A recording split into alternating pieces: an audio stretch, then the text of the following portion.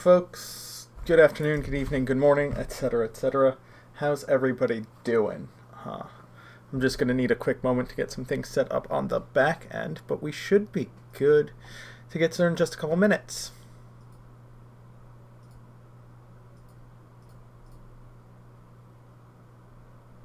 Alrighty, where's my technology?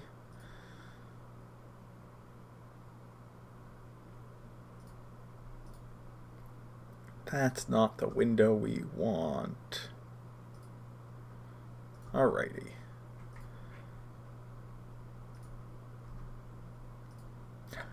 This one's going to be a good one. I'm kind of excited to get here. We're getting close to the end of the level 1 lesson track.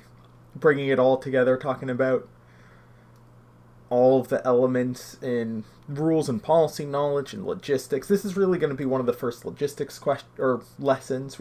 I guess, talking about how to answer a call is a little bit of logistics, but really that's more customer service, and it's very, very compact, whereas this is a lot broader. And as always, if any of you have any questions, please feel free to drop into the chat, and I am more than happy to answer those as they come up. As y'all may have seen in the Discord, I dropped an announcement about the timeline for L1 testing and certification. I know that Philfox Hound, can people still take the test? Which test are you talking about? The Judge Apprentice test is still available. You can go to nexus.cascadegames.com/lessons, and there will be a link to the Judge Apprentice exam, and that's going to be available in perpetuity. The other question, the L1 test is what I'm going to talk about now for a minute. With the Judge Apprentice test, the same day that the last lesson for the Judge Apprentice came out, like an hour or two later, I published the test for Judge Apprentice, and hundreds of people took that exam immediately. That is not going to be the case with Level 1. After the Level 1 test, or Level 1 certification lessons are complete on Thursday, the test is going to take a little bit more time to be available. This is because a prerequisite for certification for Level 1 is having endorsement from either a tournament organizer or a Level 2 plus judge, which don't exist yet, who's observed you run at least one event. Before we say that you are ready to run an event, we really need to know if you have the customer service skills, the sense of awareness, the dedication to the event that is required. And I can't be in every game store and watch every judge. And so we're asking that tournament organizers, event managers, store owners, store employees, that sort of thing, what the process is going to be is they'll go to Nexus, they'll create an account, they'll find you in a judge search, and then they'll just say, I endorse this judge as a Level 1 candidate. I saw Jonah run a weekly play. He was fantastic. Would have him run an event. That's all they need to say. They don't even need to say that much. I'm going to be writing up a very short document that says, as a tournament organizer, this is exactly what you need to do to endorse a judge candidate. However, this is one of the few hurdles that we are putting into the L1 process. We do want the gates to be open. We want L1 to be accessible to as many people as possible. However, we need to make sure that the judges that we're certifying are quality judges. And so to do that, there needs to be some sort of human element. It's not just, can you brute force a test eventually? Can you just spam it over and over again? And we have it before the test as a prerequisite for the test for two reasons. One, if you could take the test first, I know that some people would take the test, pass the test, not get an endorsement, and say, hey, I'm a Level 1 judge, where's my certification? Second, some people might take the test, fail, and then as soon as the cooldown is up, take the test again, fail again, and just burn through that, even though they're not ready for that certification. And having a human be like, hey, I'm not ready to endorse you yet. You don't know the names of any cards. You don't know the basics of how the game works, or so it appeared to me. Maybe you should wait some time before taking the test. Means that we'll have fewer people going in unprepared and failing the test. I do want to get level 2 out there, because in addition to tournament organizers being able to endorse level 1 judges, level 2 judges, when they exist, will be able to endorse level 1 judges. And ideally, level 2 judges are out in the community, making friends, mentoring new judges, maybe running judge classes, taking these lessons and running their own sort of broadcasts and that sort of thing in the future. But yeah, for now, we need to have this endorsement system in place, right? To have that in place, we need a lot of technology to support it.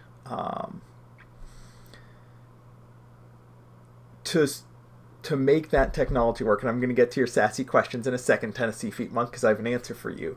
To make that work, we need to have a judge finder, which allows a tournament organizer to type in the name of a judge, find the judge, and say, I can endorse this person. To do that, we need public profiles, which do exist now. Once we have that, and once we have search, we're going to need to have tournament organizer roles. We can do that manually through a similar process to the Judge Apprentice, where somebody will fill out a form saying, this is the name of my store, this is my contact information, this is my name. They submit that. We would then have to manually verify the hundreds, if not thousands, of tournament organizers and stores across the globe saying, hey, I'm a tournament organizer, before we give them the power to endorse judges. That'd be a huge amount of time and resources spent in managing that process. And since it would take a day or two to get that information, confirm that information potentially, it means that it's a much larger ask for a tournament organizer, because they would then, after having their certification as an organizer approved, they would have to go back to the site, write an endorsement for a judge, and select who they're endorsing. And asking somebody to visit a website twice is like 5 times harder than asking them to visit a website once, even though it's only 2 visits.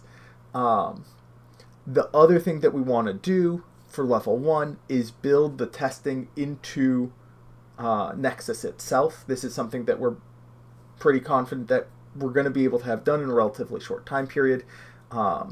It's not going to be a blocker for us, whereas the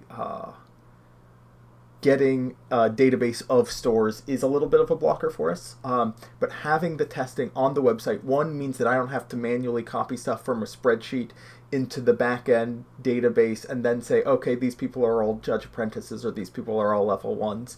As soon as you take the test, if you pass, you get your certification immediately. You don't have to ask questions about it. You get the email, and everything's automatic. It also allows us to expand the question pool. With Google Forms, you're only able to have whatever event or whatever questions you give it. So if you give it 25 questions, everybody gets those 25 questions.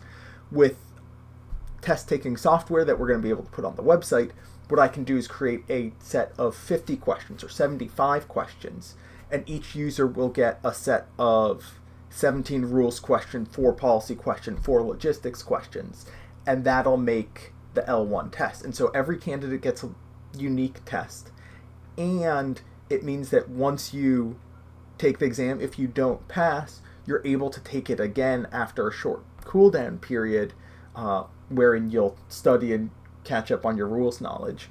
But you're not seeing the same questions again, and so it is still a valid test. If people were to take the Judge Apprentice exam again, they'd be able to just open up their email, read the correct answers, and put them in. Or even if they're not doing that explicitly, we're not testing their generic knowledge anymore. We're testing their knowledge of those 20 questions. And so having an expanded pool allows us to have retests and allows us to have just a broader and more comprehensive and a better testing system.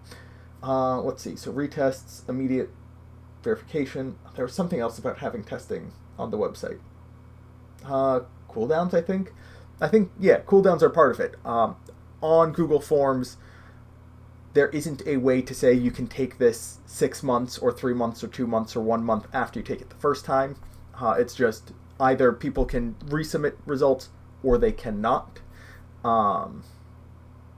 And that's not really useful. Whereas if we can say, hey, you have a month to, like, you have a month before you can take the test again, please study, people will take that opportunity.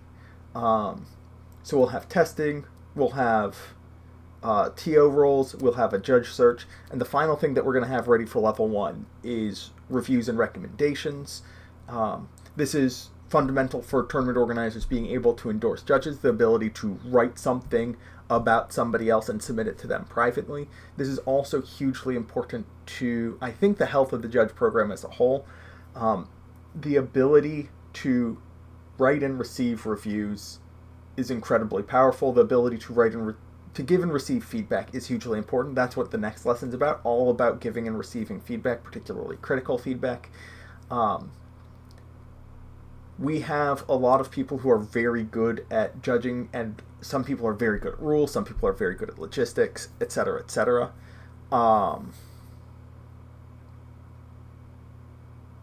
With that,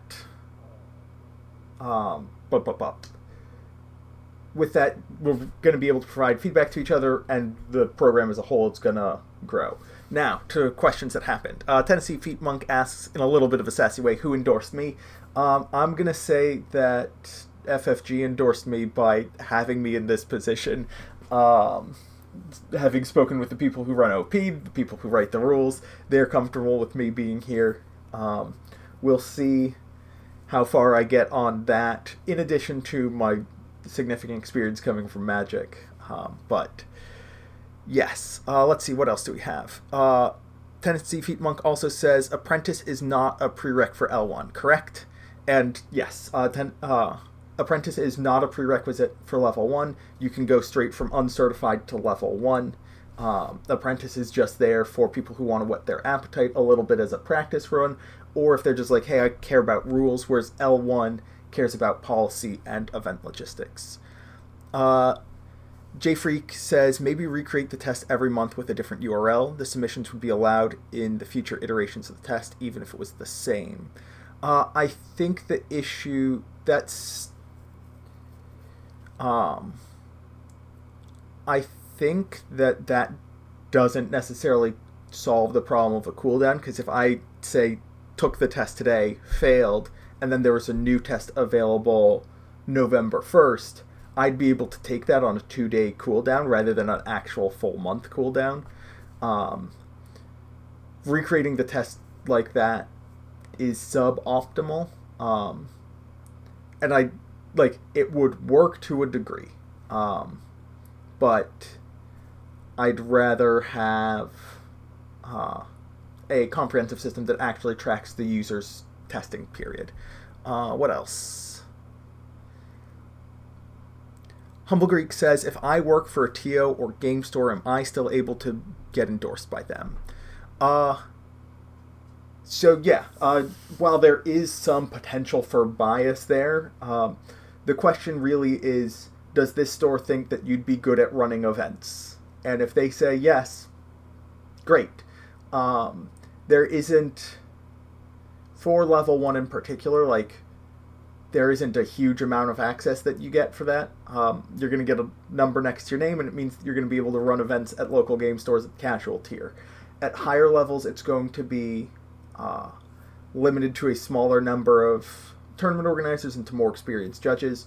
I generally don't think that will be a serious conflict of interest. Tennessee Feet Monk says, I feel like you're severely overworked for all the things that were needed to jumpstart this program. Is there consideration to adding someone to your roster to help you? We'd love to have more staff. To do that, we need more income. We currently don't have the budget to add more hours of appropriately compensated subject matter experts. If we did, we would absolutely hire some number of people. We're looking into ways to increase our profitability so that we can hire more people and pay them, but that's not something that we're able to do right now. Yeah, cool. I appreciate the compliments. Oh, kidneys go for a pretty penny. I think they have to be in good condition, and I don't know how how good mine are. I have inhaled a lot of paint and like glue fumes from assembling miniatures, so I don't know if they're in like they're definitely not a near mint condition. Let's put it that way. Um, Maybe heavily played. In any case, let's get to the lesson. So today we're hold on. Am I being called a nerd? Somebody's calling me a nerd. I wonder what gave it away. Anyways, let's actually get to the lesson now. Today we're going to be talking about how to run your first event. Some of you have had opportunities to run events before, either at the local level or as part of planetary qualifiers, so this might not apply to you. Some of you might be coming from other games where you've had many years of experience running events, but of course some of you may be coming into your first event in the upcoming days, weeks, and months. What I want to talk about here is really running your first solo casual tier event. That's what L1 is targeted for. And so let's just dive on into it. It's going to be... Hello there. And oh gosh, why am I talking at me again? We don't like it when that happens. Go away, voices. Great. The voices have gone away. So, right. Running your first event going to be a little bit intimidating until you get the handle on it. You're going to have to run, oh gosh, it was probably like 10 events, like 10 like Friday night tournaments that I ran before I was comfortable running events on my own. It didn't help that I screwed up the first event that I ever ran solo. But it's okay to be intimidating by this. It's, for many of you, a new experience, and new experiences by their very nature are a little bit uncomfortable. Having someone who has a little bit of experience give you some oversight is incredibly valuable. Having either like an experienced store employee who's like just the person who runs the register, they're going to have seen dozens, if not hundreds, if not thousands of tournaments run.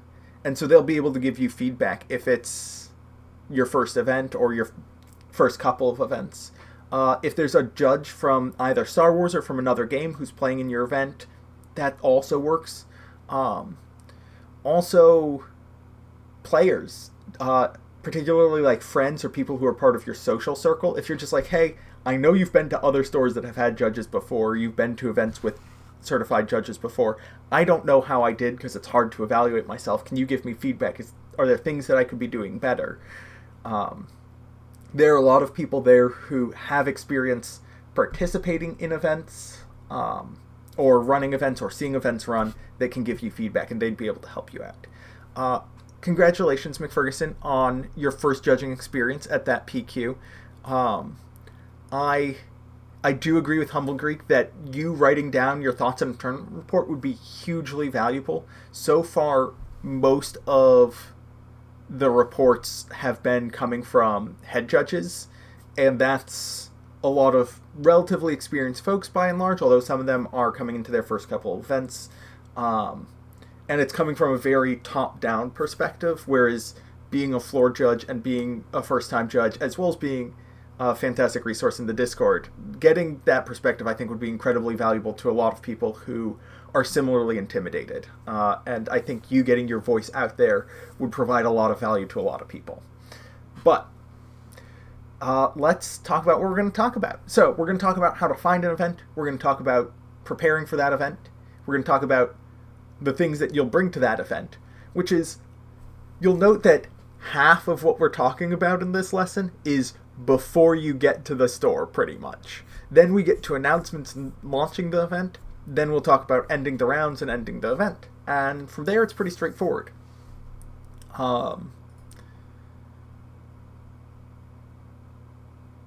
Alrighty, so step one, how do you find an event?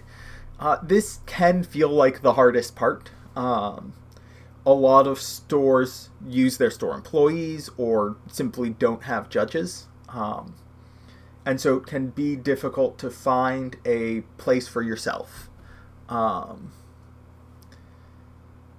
step one is just asking at your local game store. Wherever you play, just be like, hey, would you like to have a judge for weekly play? Would you like to have a judge for your pre-release or your showdown? I'd love to get started. Start small. Don't say, hey, I would like to judge every weekly play, every pre-release, and every showdown from now until the end of, to the heat death of the universe, right? Be like, hey, I'd like to run weekly play and draft this week to see if it's a good fit.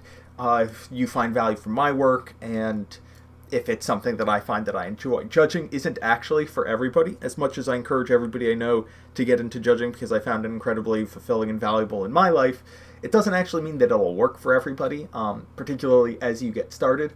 Of course, there's many different brands of judging, and so you might find that store-level judging doesn't work for you, but like PQs are actually really exciting, and you want to do small, like local-level competitive events. Maybe you're just like, actually, I love the convention scene. I want to be doing learn-to-plays and demos and running a bunch of 8-player drafts all weekend. That's all I want to do. Or you might find that the place that you want to be is at sector and regional qualifiers at massive events with hundreds of players in a large convention hall. But I would strongly recommend, particularly if you're going to be on your own, starting with a smaller, less intense event. Starting with weekly play is a great place to begin if the store is open to that. Some stores aren't going to want to have a judge for weekly play because they don't see the value, because it's only 8 people, and how much do you really need a judge? They can just have the store employee print out pairings and that sort of thing. So maybe you push for a store showdown or a pre-release. Those are a little bit more logistically complicated, and having a dedicated expert not only for the logistics of the event, but also understanding the rules and policy more so than the store employee does is a pretty good incentive. You should get compensated. We're going to have a conversation about this later. And you know what, this might be the hardest part, actually. It might be even harder than like asking for work, is asking to be paid for your work. There is a taboo in many places about talking about compensation, talking about getting paid for your work. However, what you are doing as a judge, even if you are doing it for fun, is work. You are providing value to a for-profit organization. This is work, and you should get compensated. That negotiation, as I mentioned, we're going to have a full-on lesson about it, figuring out what works for you and what works for the store, how much work you're actually putting in. If all you're doing is printing pairings and then just like sitting there twiddling your thumbs for the next 4 hours and handling one judge call in that time, that's not a whole lot of work, especially if you're pushing for this role more so than them being like, hey, we need to have a judge on staff. We want you here every week paying attention directly to this. But one of the best ways to establish this relationship with a game store so that they are excited to have you as part of their team is being a part of the local community. Something that I heard a lot from store owners when we were looking into staffing the October Planetary qualifiers is they want to hire somebody that they know and they trust. They're just like, look, I know this person who does not know Star Wars Unlimited, and I would rather have them judge for me than this person who does know Star Wars Unlimited.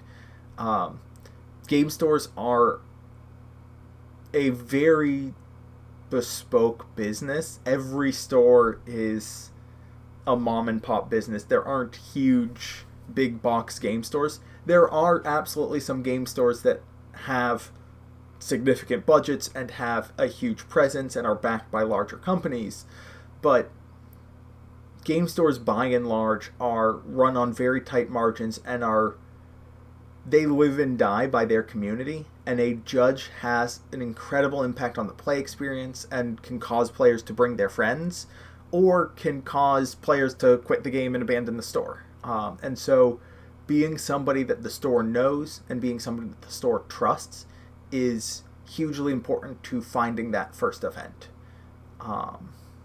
So go to weekly play, be a part of drafts, talk with other players, help new players with deck construction. Just be somebody who makes your store's events better, and they'll be more inclined to work with you in the future. All right, pre-event prep. Uh, be familiar with the event and venue. Again, this is handled by being a regular at the store. I know that sometimes I'll go to judge a larger event like a planetary qualifier or some other competitive qualifier that happens in a store, and I'll show up and I'll just have no idea what's going on anywhere. Um, it will be like I don't know where the tables are, I don't know where the restroom is, I don't know where the printer is, I don't know what pairings should be posted, I don't know if the Wi-Fi is, I don't know if I'm going to have connection on my phone without Wi-Fi. And if you're a local at the store, you'll have most of those answers. In the lesson itself, I listed out like 20 some questions that are just a bunch of different things that you kind of want to have the answer to. I'm not going to rattle them off because it's just a minute of me asking a bunch of small questions like what time is the event scheduled to start and when does it actually start? Are you playing best of one or best of three or something else? All sorts of small logistical questions about the venue that are answered by playing in events at that store a couple of times. Some of them aren't answered explicitly. You might not know who the scorekeeper is if you are playing in the event. You just get pairings that show up. And like some of it is just like, are there upcoming events, and that changes week to week, and you won't know those as a player, but you will know if the store owner likes those to be announced or not.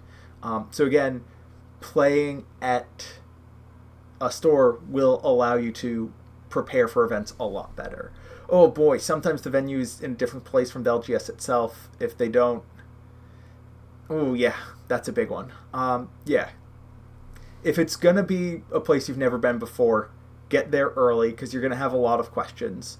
I know that I listed like 20 plus questions in the lesson itself, and I would just hit a couple of them. Over time, you'll learn which questions you need to prioritize. You don't need to know before the event begins if there's a top cut or what the price structure is or how prices are distributed. Players are going to ask about those in the final rounds. You do need to know before you get into the store who manages player registration, because that's going to be one of the first questions you get asked is, can you register me for this event? And you need to know whether or not you're going to say yes or no. But yeah, you're not going to have all the answer to all of these questions, and sometimes the answers to one question will get you even more questions, but always there's so much preparation that you can do. A lot of it will become second nature as you get more and more experience, and it's okay not to have all of these answers immediately. If somebody asks you a question that you don't know the answer to, just say, you know what? I don't know. Let me find out for you. And you turn around and be like, hey, Jim, what's the price structure this week? Or, hey, who's supposed to be handling registration? Or, can you help me with this thing? Asking questions is not a sign of weakness. It's actually a sign of strength because it shows you know where your boundaries and limits are. And over time, you'll build up a reflex of which questions you need to answer immediately, how to handle questions, what questions that the store employee or staff are going to be able to answer, and that sort of thing. And you're going to have a list of questions that you are able to answer for yourself simply by walking into a venue, looking around, and you'll be able to like Terminator vision a store and be like, okay, that's going to be a problem. Where's the clock? Okay, table numbers are there. Great. These are a little bit narrow aisles. Cool. I'm going to have to worry about that for deck list collection, etc., etc. Moving on, let's talk about your judge gear.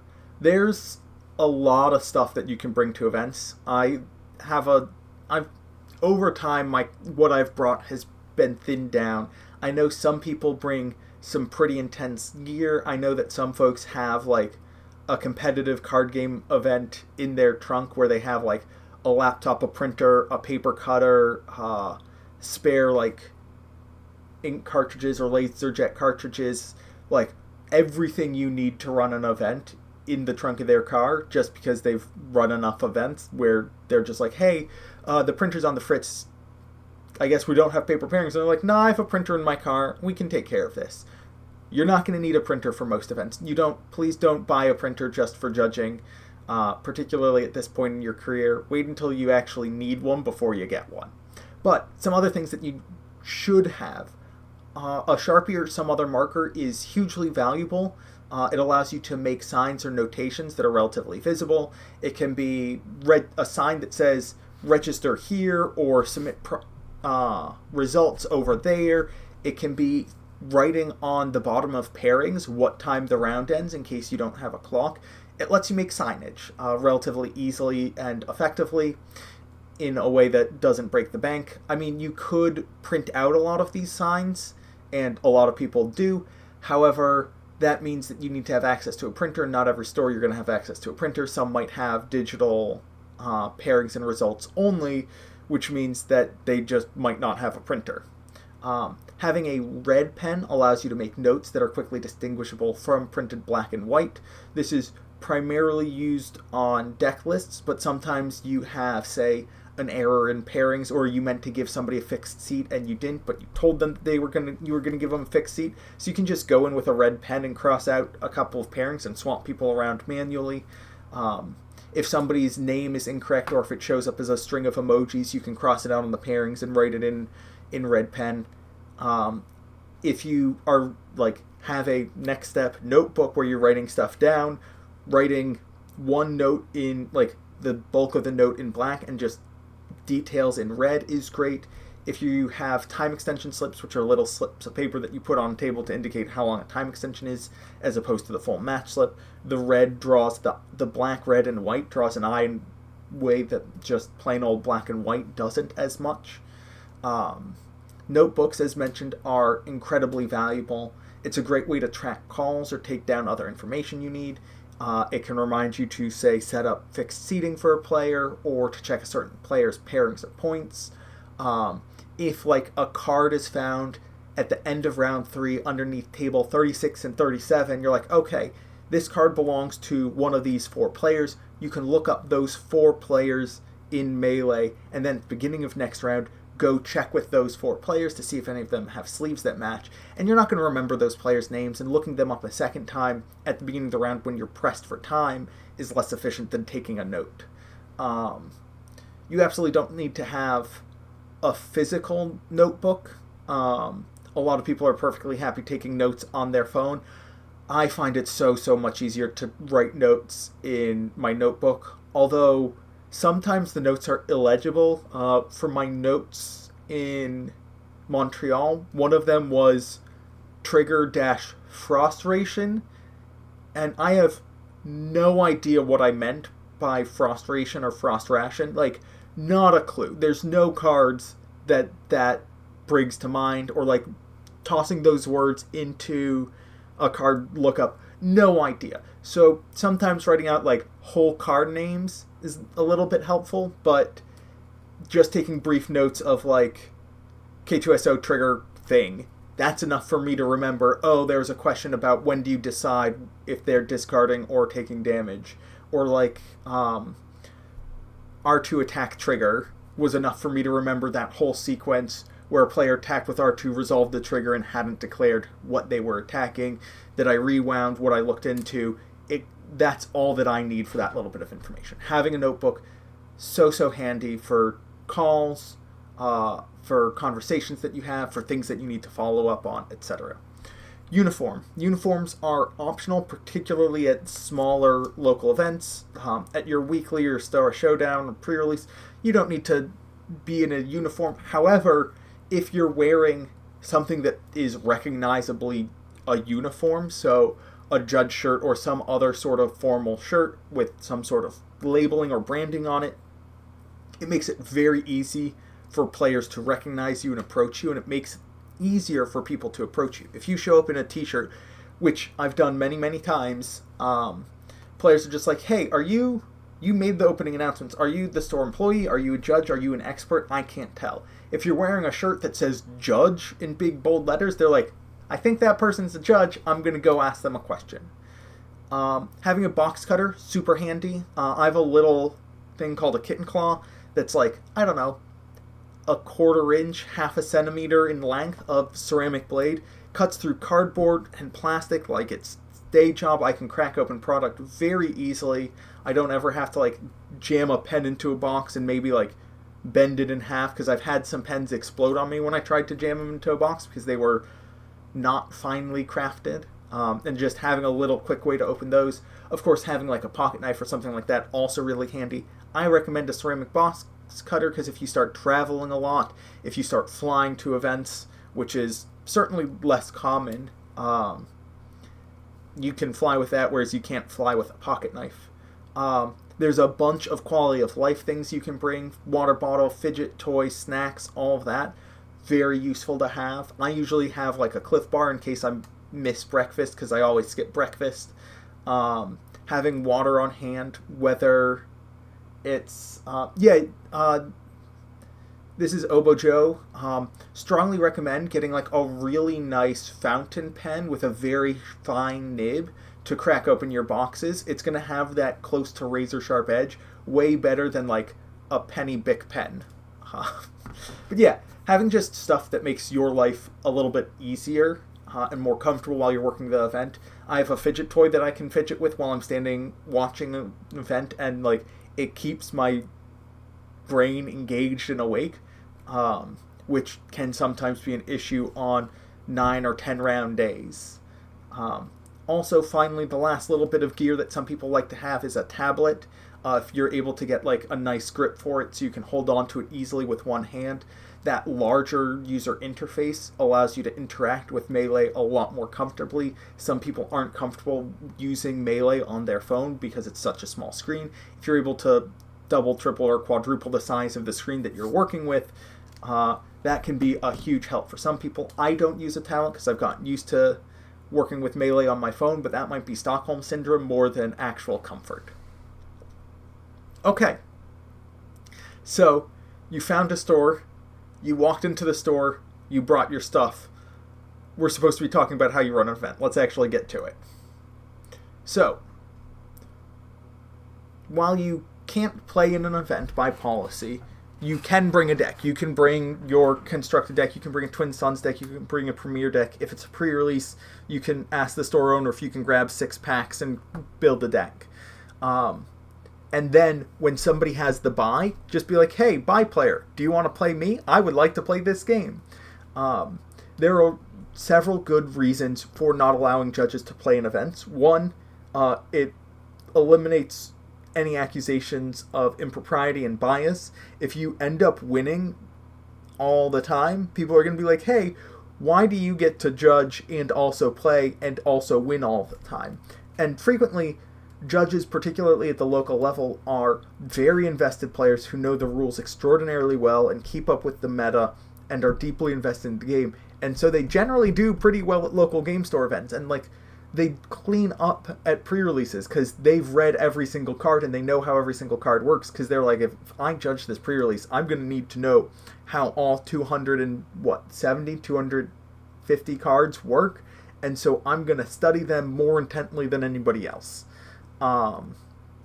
But in addition to those accusations of bias, which are false huge majority of the time, but perception is reality and that perception matters, if you're distracted by handling income pairings or managing like a software issue, or if there are a bunch of judge questions, you're not going to be able to play your full match. And so they'll be like, oh, I'll just concede and give my opponent the win. That way they don't have to feel bad about it and I won't add any time to the event. However, doing that means that you're essentially introducing another random buy to the event. And a player might win based on not their skill, but how many judge questions were asked by other players in the event. And that's not really fair to the person who showed up and wanted to play a game. Nor is it fair to the other competitors who aren't getting that same treatment. And it's particularly not fair to like a player who is playing against you in round 4 when all of the questions have already been answered because everybody's been playing the pre-release for the last 3 hours, and so they know how everything interacts, and so there are fewer calls. But if you're just like, hey, you have the buy, do you want to play a for fun game against me? I might have to leave during it for calls. That person already has the buy, so you're not introducing a buy to the event. They weren't going to play, and now they have the opportunity to play, so that's just free value for them. And you're not involved in the event, and so there aren't going to be accusations of impropriety. Furthermore, if you get paired against friends and then you concede to them, that's always going to look awkward, even if it's genuine. It's just safer generally to not play in the event. That was a little bit of a tangent, but I know it's something that a lot of people have questions about. So, when you're there, what you're going to want to do is you're going to make sure that everybody is registered in the event. Once you have everybody registered, you're going to want to just start the event. Step 1, make sure that pairings are accessible. That means maybe making sure that they're available on Melee, double checking yourself, seeing that they're visible there, and if your store's doing paper pairings, posting paper pairings somewhere. We'll spend 5 minutes somewhere down the line where I'm going to talk about how to make a tape loop so you can effectively post and repost pairings without having to use fresh tape every single time. But for now, make sure that they're in an accessible place. A lot of the time, just putting them on the counter next to the printer is a great place to put them, but sometimes that's next to the register and a customer's checking out. Sometimes it's next to the door and people are trying to enter and leave and you don't want to cause a traffic jam there. So you're going to want to look for a pillar that maybe supports things, that's off to the side so player traffic flow doesn't clog, that sort of thing. Once people get seated, it's time for announcements. Your announcements are going to vary depending on the event, the experience level of the players, your comfort level.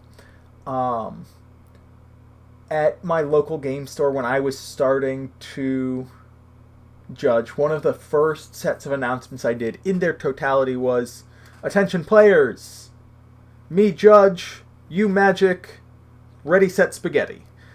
That was the entirety of the announcements. And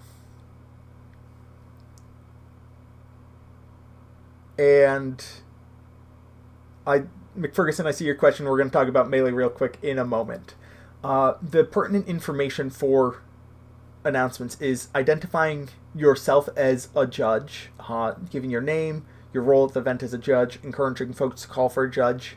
Generally, key event information like rounds and format, how to report match results, where to collect prizes, how much time they have in the round, and particularly in these early stages, not to collude or bribe opponents, which includes rolling a dice to determine a winner or asking for a concession. With regards to Melee and printing off pairings, one thing that you need to do is make sure that you have the right round selected. It sometimes takes Melee a minute to update that round. And so I would always, when you hit print, double check what it's actually going to be printing. Because sometimes it lags just a little bit and has you on the round 2 pairings when you hit print and you want to be printing round 3. It's an issue that I've seen at all scales of events, and it's solved just by taking a minute to update. If there was some other issue, I'm not familiar with that. However, if you ever have any questions, comments, or concerns about Melee, I strongly recommend checking out their Discord. You can go to melee.gg/Discord, and that'll bring you a link directly to their Discord, where they have not only their employees answering questions, but a ton of extraordinarily skilled scorekeepers who are from around the globe, and so you'll be able to find and answer your question pretty much at any time of day. So, once you have players registered, you've posted pairings, and you've made your opening announcements, you say, players, you have 55 minutes or you have 25 minutes, please begin. You're now done with 90% of the event. That's the hardest part. Once people start playing the game, in that first round, you are done with the vast majority of your work for the day. At this point, it's the easy point because people will be like, hello, I would like to talk to you about a thing. Folks will raise their hand, they'll call for a judge, you'll walk over, you'll answer the question. It's very much out of your hands and straightforward from here. Watch games being played. Don't hesitate to ask players to pause the game if you believe you saw something go wrong. Just make sure that you're not providing strategic information and not reminding players of you may abilities. But if something does go wrong, just be like, hey, I think you missed that, you overpaid, you underpaid, whatever the case may be. Eventually, you're going to get to the point where the round is starting to end.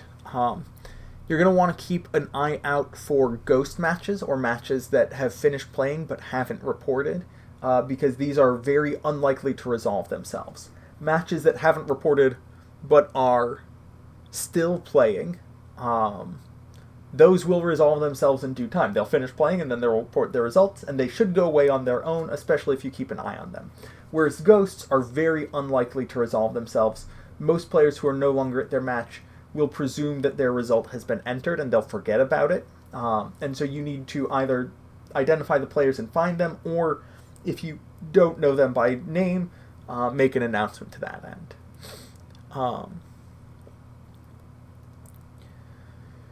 McFerguson, don't hesitate to get involved if you see something as apparently very controversial. I agree that a lot of players are unhappy about it, but I think that that's something that players are going to have to get used to.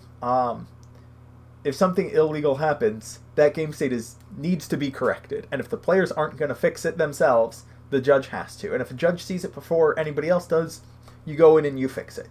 I think on the judge side of things, there needs to be some education on how strict and stern to be when correcting these sorts of issues. You don't want to be overly punitive because you don't want people to feel bad for a judge watching your match. But if you have a unit with 5 HP in play and 7 damage on it, and it just sits in play with 7 damage on it, and like you attack with it, I'm like, hey, how on earth is that attacking? Players, you really should have been keeping track of your game state. If you don't want a judge to interrupt your match, don't make any mistakes. Don't do illegal things. It's relatively easy. Tennessee Feet Monk, be quiet about Chirrut. We don't speak about Chirrut here. In any case, back to end of round. You keep an eye out for those ghost matches. Call attention to them. When time is elapsed, make an announcement. Ensure that all ongoing matches hear the announcement. This announcement isn't just for the ongoing matches, however. It lets players in the space know, hey, this round is done, the next round is going to be starting relatively soon. Keep an eye out or an ear out for pairings. JFreak7 says, knowing an authority figure is watching can be intimidating, even if you don't have any bad intentions. Yep. This is something that I'm very aware of. It's even more impactful when you are a head judge of an event. If you're wearing, in Magic, head judges wear often red or burgundy shirts that stand out from the uniform of other judges. And so it is, the authority among authorities is watching me. And generally when I'm watching a game, if the players look up to me at all, I'm just like, hey, just watching you all play Star Wars, just interested in the game. There is just a little bit of interaction being like, hi, I'm here because I enjoy this game and I want to watch you play this game. I am a spectator like any other. Please don't worry about me. It does help a little bit with the judges are friends, not fiends. I know you said food, Tennessee Feet Monk, but judges are friends. And by being friendly and being like, hey, I'm just spectating your game, and being proactive in that regard, can help in some way. But you make an announcement, and then you check in with the matches that have time extensions to make sure that they did not go to their final rounds. Just be like, hey, you have 3 minutes left. I'll call time for you individually if I have the bandwidth. Otherwise, keep an eye on that clock. When it hits 8:06, go into your final rounds. That sort of thing. Once you're aware that everybody's in their final rounds, focus on matches that had significant time extensions or complicated calls. These are the ones that are more likely to go long, have another issue, and it's incredibly valuable for you to be present. One of the things about sitting on a match during end of round is you are aware of the match. It's not you're sitting there, so if there's a question, you're close by. That's only one part of it. You're sitting there so that you can be engaged with the match, so if something goes wrong, you know what happened to make that error occur, and you know everything that happened previously, so you have context, so you're able to determine quickly if this is something that's going to need to be investigated thoroughly. it means that you'll theoretically be able to help catch issues before they become huge problems and you need to rewind a bunch. Or if it does become a situation where you might need to rewind, you were there since the error occurred and you saw everything that happened, and so you can help recreate the game state, and that investigation takes a little bit less time.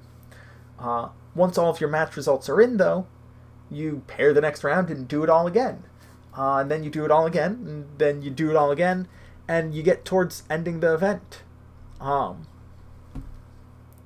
Once you have final standings, you'll assist in prize distribution as required, but really that's all there is to it. By the time you have your level 1 certification, you're going to have pretty much all the knowledge you'll need to run a weekly play event or pre-release, even a store showdown on your own. You might want to have an extra body for larger events just so that you can handle all of the calls, but you have the knowledge that you need. It exists, and you have resources in Discord, you have resources in these lessons, you can always check the documents, whether it be the CR, the Master Event Document, tournament regulations, to get any extra knowledge or refinement. Getting the event started is always, always, always the hardest and most stressful part of the event, because you need to take the initiative and get stuff started. Once you push that boulder, it'll roll down the hill to the end of the event relatively smoothly the vast, vast majority of the time. Occasionally there's a little bump, but even dealing with those hiccups generally going to be easier than getting that event started. And over time, you're going to develop a stronger rapport with your community. You'll get to know players better, and so they'll ask you questions more. You'll get to know the TO better, and so they'll ask you to work more events, or they'll ask your insight on event structure and prize structure and that sort of thing. And you might even meet some folks who are interested in becoming a judge, and they'll be like, hello, can you teach me? We have a question from Tennessee Feet Monk. Participation promos. Typically hand them out in round 1. Understand that DQ players are not eligible for any prizes, including promos, but is there a better way to hand them out? I hand them out during round 1. I go by the philosophy that this runs a little... So I'm used to the philosophy, I should say, that players are entitled to any prizes that you have already given them. So if you've handed somebody something, you don't get to take it back later. It just means that if you disqualify somebody, they are not entitled to any future prizes that have not yet been distributed. I think that handing them out round 1 is the correct thing to do. Disqualifications should be relatively few and far between. I think I've heard of one in all of the planetary qualifiers that have happened, and that's across close to 3,000 players. So unless you have a 3,000 player event, don't worry about the logistics of promos and disqualifications. The frequency with disqualifications is much lower than the internet would lead you to believe, because a significant percentage of disqualifications will end up on the internet, whereas the vast, vast majority of judge calls and players won't exist on the internet. Disqualifications do have a lot of attention brought to them, because they are very exciting, and oftentimes a player will feel like particularly players who have public personas, will feel the need to defend themselves because for whatever reason, either they are innocent or they believe that their side of the story just needs to be told, and so they will draw attention to it. Or like friends of the player will be like, this person was unjustly disqualified. Part of this is because judges don't talk about disqualifications and ongoing investigations, because it is not our place to talk about somebody else's personal details, their life, their actions. And so players don't feel that restriction because they're not part of an organization with this ethos drilled into them. And they often feel like the aggrieved and the victim, and so they feel much more assertive about their position. I would say don't worry about disqualifications until you have one in front of you.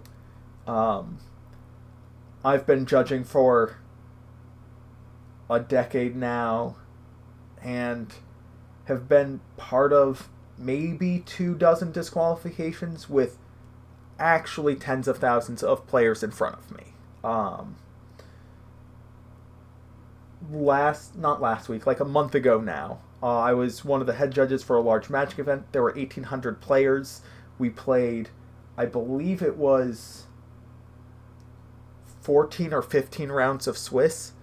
Thousands upon thousands upon thousands of players and matches. And one disqualification. Tennessee Feet Monk says, we're going to just transition back to my face because we're done with the presentation. Tennessee Feet Monk says, question, if a store refuses to do the draw double loss for casual events, including Store Showdown, even after education, what can we do? What you do there is you say, hey, this is against FFG organized play policy. This is not something that you should be doing. However, if that is something that the store isn't doing, one, report it to FFG OP with the store's reasoning. Just be like, hello, the store has deviated from policy for this reason. The tournament organizer is the person who's hired you, and so they get to say how the event is run. They are also allowed to deviate from policy if they say everybody who plays Jin Urso gets a game win in every single match they play, and so they're playing best of two or playing best of three, starting 1-0 up. If that's what the TO says, that's what's happening in your event. But pass that along to organized play at Fantasy Flight Games. If you pass along just this store is breaking your tournament rules, that's not going to be great for the store. Include the context of the store's not doing loss for draws because they feel that it encourages this behavior from players and it causes their players unhappiness, etc., etc. FFG can take that into consideration and say, okay, we're getting this feedback from stores and they're feeling strongly enough that they're willing to risk running Star Wars Unlimited events to do this. If that is policy at events at the store should make sure to announce that they are deviating from policy at the beginning of the event. As always, if there's any deviation from policy, it should be clearly announced to the event so that players know what is happening. At the Montreal Planetary Qualifier, I deviated from policy with top 8. We ran an untimed top 8. This was announced to the players, and the players were like, no player said, hey, why are you doing that? Every player said, great, I like the sound of that. The reason I did that was because every player said, great, I like the sound of that, and we had the time in the venue to play out an untimed top 8. So even if you're just a player, you can talk to the store and be like, hey, I noticed you were deviating from policy, I have this concern, but if you feel so strongly about it, I recommend reaching out to FFG. Do you mind if I reach out to them? And then you can just shoot them an email. Tennessee Feet Monk says, how long was the longest round then? So for the Swiss rounds, we did 55 minutes. For top 8, I didn't keep close time, but I do know that one side of the bracket had finished their semifinal match, so they'd played quarterfinal and semifinal, while on the other side of the bracket, there was a slog of a control mirror in Game 1 that was in Game 1. But I think all of top 8, all 3 rounds, was like maybe 3.5 hours, which comes in under 75 minutes per round. Plus, nobody was slow playing. It was incredibly good Star Wars Unlimited, and it would have felt, I think, I don't think that any player would have been happier with time restrictions in top 8. With that, unless any folks has any other questions, feel free to ask. Yeah, deviating the other direction also is perfectly reasonable. There was an event I did years ago where it was just like, look, we need to be out of this venue by midnight. We are starting our top 8 and it is like 10 p.m. We need to do 3 rounds in 2 hours. We're going to have some pretty fast rounds. And so it was just like 50 minutes, and then whatever time is left until midnight. If you need to be out of the hall in 3 hours, setting a 55-minute time limit to your top 8 is reasonable. Just announce that at the start of your top 8. Don't 55 minutes into a 75-minute clock say, that's time in the round. Player with the higher life total, you win the end. Announce your deviations beforehand.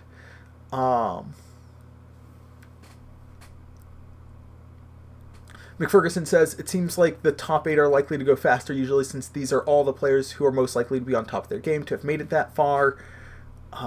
You just don't want top 8s to end due to time if at all possible. Yeah, that's pretty much where I am. However, some of those players make it to top 8 because they're the most methodical players and they think out every possible action and they do spend a lot of time. But yeah, adjusting that limit is, I think, a reasonable deviation due to various logistical concerns. With that, unless any folks have any more questions for me, I see that there's a little bit more conversation about how potentially adjusting that timeline for the shorter top 8 matches. Happy to answer any other questions. Otherwise, I'm going to disappear and get back to working on some other stuff. As always, thank you so much for joining us. As mentioned at the top of the show, do not expect the L1 test to come out the same day or even shortly after the last L1 lesson. On Thursday, we're going to be releasing that last L1 lesson, which is giving and receiving feedback. It's going to be one of my favorites. I love talking about feedback. I can talk about it for hours. So that live broadcast is going to be an interesting one. And I'll see y'all in the future. Have a good one.